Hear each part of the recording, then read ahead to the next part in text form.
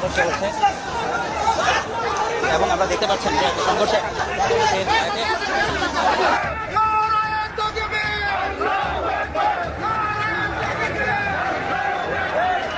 দর্শক, একটি গুরুত্বপূর্ণ খবর।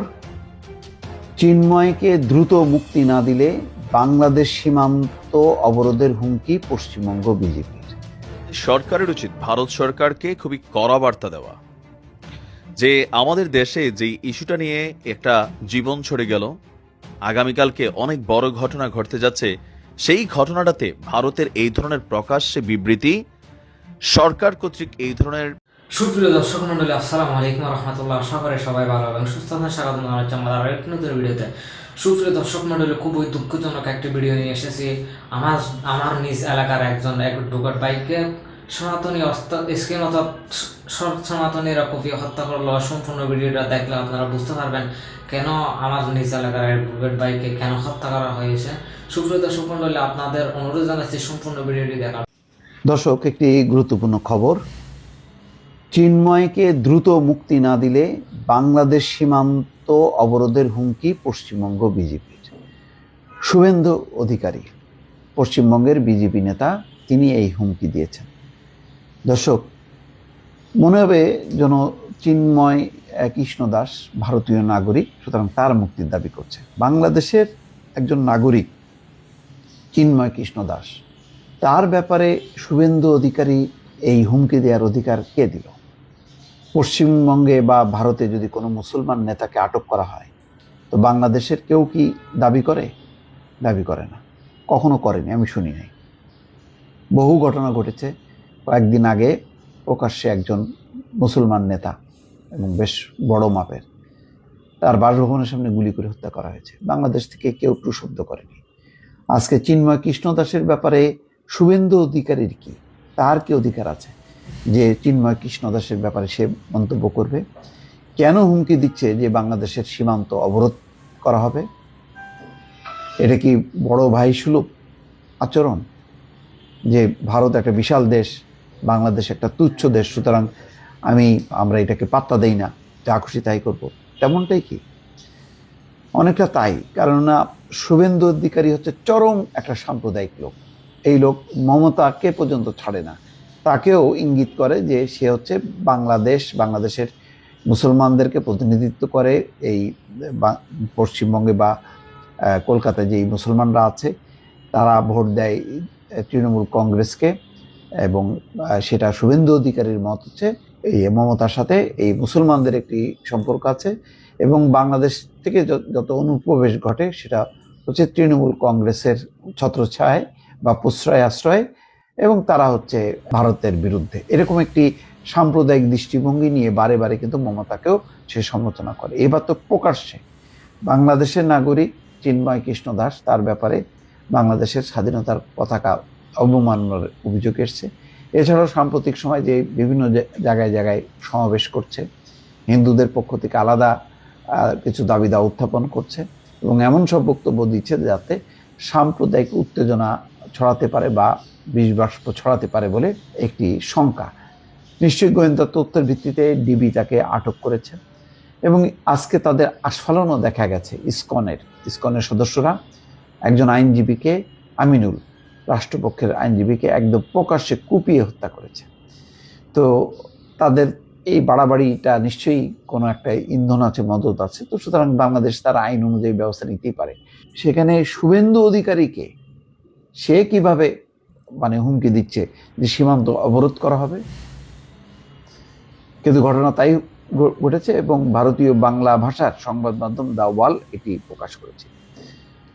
শুভেন্দু বলছে যে বাংলাদেশের অন্তর্বর্তী সরকার হিন্দুদের উপর অত্যাচার করছে। দ্রুত চিন্ময় কৃষ্ণের মুক্তির দাবি জানিয়েছেন তিনি। যদি চিন্ময়ের দ্রুত মুক্তি দেওয়া না হয়, তাহলে পশ্চিমবঙ্গ দিয়ে বাংলাদেশে কোনো পরিষেবা ঢুকতে দেওয়া হবে না। তার মানে ওই যে অর্থনৈতিক অবরোধ, যে বাংলাদেশে মালামাল যে ঢুকবে, সেই মালামাল ঢুকতে দেওয়া হবে না। একই সঙ্গে কলকাতায় থাকা বাংলাদেশ ডেপুটি হাই কমিশনের অফিসেও টানা ঘেরাও অবস্থানের হুঁশিয়ারি দিয়েছেন বিরোধী দলের নেতা। শুভেন্দু বলছেন, বাংলাদেশে হিন্দুদের উপর যেভাবে দমন পীড়ন শুরু হয়েছে তাতে আমরা চিন্তিত, ব্যথিত, এটা আর বরদাস্ত করা হবে না। এই বিষয়ে কেন্দ্রীয় সরকারের সঙ্গে আলাপ হয়েছে বলে জানিয়েছেন শুভেন্দু। এই হচ্ছে অবস্থা। আসলে ওই তাদের একটা 5ই আগস্ট শেখ হাসিনার পতনের পর থেকে তাদের মনের মধ্যে অনেক জ্বালা যে এটা তারা মেনে নিচ্ছে না। তো সুতরাং এমন একটা ইস্যু তৈরি করতে হবে যে ইস্যুতে যাতে আন্তর্জাতিক সম্প্রদায় কথা বলে। সেটা হচ্ছে মোক্ষম ইস্যুটা হচ্ছে সংখ্যালঘু, এবং তারা স্টাবলিশ করার চেষ্টা করছে যে বাংলাদেশে হিন্দুদের উপর অত্যাচার হচ্ছে। এবং এই যে ইসকনের যে চিন্ময়, সে কি অপরাধ করলো এবং তার সমর্থকরা চট্টগ্রামে একজন আইনজীবীকে কুপিয়ে মারলো, সেটাও কোনো অপরাধ না। তারা মনে করে যে তাদেরকে প্রতিনিধিত্ব করে, ভারতকে প্রতিনিধিত্ব করে চিন্ময় কৃষ্ণ দাস, সুতরাং তাকে মুক্তি দিতে হবে, এই দাবি। অথচ বাংলাদেশে কত রাঘব বোয়ালরা অ্যারেস্ট হয়ে আছে হাসিনা সরকারে, তাদের ব্যাপারে কিন্তু তার নেই, কারণ তারা যেহেতু হিন্দু না। কিন্তু এ যেহেতু হিন্দু নেতা, হিন্দুদেরকে রিপ্রেজেন্ট করে, সুতরাং তাকে মুক্তি দিতে হবে। এই ধরনের সাম্প্রদায়িক দাবি, বক্তব্য, এটা পরিস্থিতিকে আরো জটিল করছে এবং সেই জটিল করার একটি ক্ষেত্র তৈরি করার ব্যাপারে মানে অগ্রণী ভূমিকা রাখছে এই শুভেন্দু অধিকারীর মতো বিজেপির নেতারা। দর্শক ভালো থাকবেন, আল্লাহ হাফেজ। প্রথমত, বাংলাদেশ সরকারের উচিত ভারত সরকারকে খুবই কড়া বার্তা দেওয়া যে আমাদের দেশে যে ইস্যুটা নিয়ে একটা জীবন ছড়ে গেল, আগামীকালকে অনেক বড় ঘটনা ঘটতে যাচ্ছে, সেই ঘটনাটাতে ভারতের এই ধরনের প্রকাশ্যে বিবৃতি, সরকার কর্তৃক এই ধরনের বিবৃতি, এটা আসলে কতটুকু কূটনৈতিক সম্পর্কের মধ্যে পড়ে।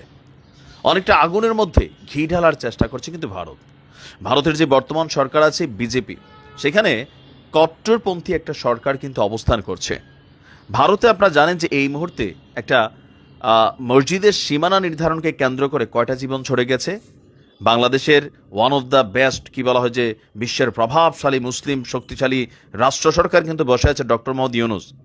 তা আমাদের এই প্রভাবশালী মুসলিম ক্ষমতাধর ব্যক্তি একটা সিঙ্গেল স্ট্যাটাস দিছে ভারতের এই ইস্যুতে, দেয় নাই। আমাদের পররাষ্ট্র মন্ত্রণালয় দেয় নাই। তো বাংলাদেশে যে ঘটনা ঘটছে, চিন্ময় কৃষ্ণ দাস তিনি বাংলাদেশের নাগরিক, অন্যায় করলে শাস্তি হবে, ধর্ম দেখে তো শাস্তি হবে না, আর যদি তার বিরুদ্ধে ষড়যন্ত্র করা হয় সেটাও প্রকাশ হবে। তার বিরুদ্ধে যে বিষয়গুলো, এগুলো স্পষ্ট প্রতিবাদ, অনেক কিছুই। তবে এই ধর্মীয় ইস্যুটাকে কানেক্টেড করে ভারত আপনার প্ল্যান বি শুরু করে দিয়েছে। একদিকে আমাদের কি বলা হয় যে যেই হিন্দু জনতা ভাইরা আছেন, তারা বিষয়টাকে ধর্মীয় ইস্যুতে নিয়ে তারা কিন্তু এটা একটা ইগো প্রবলেমে চলে গেছে বা আবেগের বিষয়ে দাঁড়িয়েছে। এরই মাঝখানে ভারত থেকে আজকে রাষ্ট্রীয়ভাবে ভারতের পররাষ্ট্র মন্ত্রণালয় বাংলাদেশের এই ইস্যুতে যে বিবৃতি দিয়েছে, আপনার এটা নিয়ে সরকারের উচিত প্রটেস্ট করা, যদি পিছনে হ্যাডন থাকে, আছে মনে হয় না আর কি। কি বলছে দেখেন, বাংলাদেশি কর্তৃপক্ষকে হিন্দু এবং অন্যান্য সংখ্যালঘু সম্প্রদায়ের নিরাপত্তা ও সুরক্ষা নিশ্চিত করার আহ্বান জানাচ্ছে। তোমরা কারা? ভারতের পররাষ্ট্র মন্ত্রণালয় বলছে, বাংলাদেশ সম্মিলিত সনাতন জাগরণ জোটের মুখপাত্র চিন্ময় কৃষ্ণ দাসকে গ্রেপ্তার এবং জামিন নাকচ করার বিষয়টি আমরা গভীর উদ্বেগের সঙ্গে লক্ষ্য করছি। বাংলাদেশে হিন্দু এবং অন্যান্য সংখ্যালঘুদের উপর একাধিক হামলার পর এখন এই ঘটনাটি ঘটল। বিবৃতিতে তারা দাবি করছে, বাংলাদেশের সংখ্যালঘুদের বাড়িঘর এবং ব্যবসা প্রতিষ্ঠানে অগ্নিসংযোগ, লুটপাটের পাশাপাশি চুরি ও ভাঙচুর এবং দেবতা ও মন্দির অবমাননার একাধিক নথিভুক্ত ঘটনা রয়েছে। তো আজকে চিন্ময় দাসের অনুসারীরা চট্টগ্রামে যে ঘটনা ঘটেছে, সেইখানে যে মসজিদ সহ বিভিন্ন জায়গায় তারা হামলা করেছে, এগুলো কি সঠিক ছিল? তবে আমরা মনে করি সবাই অনুসারীরা ছিল না, এখানে ষড়যন্ত্রকারীরাও কিন্তু কানেক্টেড রয়েছে। ভারত বলছে, শান্তিপূর্ণ সমাবেশের মাধ্যমে ন্যায্য দাবি উপস্থাপনকারী একজন ধর্মীয় নেতার বিরুদ্ধে মিথ্যা অভিযোগ এনে তাকে গ্রেপ্তার করা হয়েছে। এই জিনিসটাই আজকে আমাদের যারা ইসকনের অনুসারী আছেন বা চিন্ময় কৃষ্ণ দাসের অনুসারী আছেন, তারা এই জিনিসটাই বলছেন যে মিথ্যা অভিযোগ এনে গ্রেপ্তার করা হয়েছে। বিপরীতে সংখ্যালঘুদের উপর হামলাকারী দুষ্কৃতিকারীরা বাইরে ঘুরে বেড়াচ্ছে। বাংলাদেশ সরকারের প্রতি হিন্দু ধর্মাবলম্বী সহ সকল সংখ্যালঘুদের প্রতি শান্তিপূর্ণ সমাবেশ এবং মত প্রকাশের স্বাধীনতার অধিকার প্রতিষ্ঠা ও নিরাপত্তা নিশ্চিত করার আহ্বান জানিয়েছে। এটা তো আমাদের সব সময়ই ছিল, এটা কখন ছিল না? ধর্মীয় দৃষ্টিকোণ থেকে বাংলাদেশে আলেমরা গ্রেপ্তার হয়েছে, কিন্তু এই লেভেলে আমরা দেখি নাই চিন্ময় কৃষ্ণ দাসের সাথে যা ঘটছে এরকম আগে অন্য কারোর সাথে ঘটতে।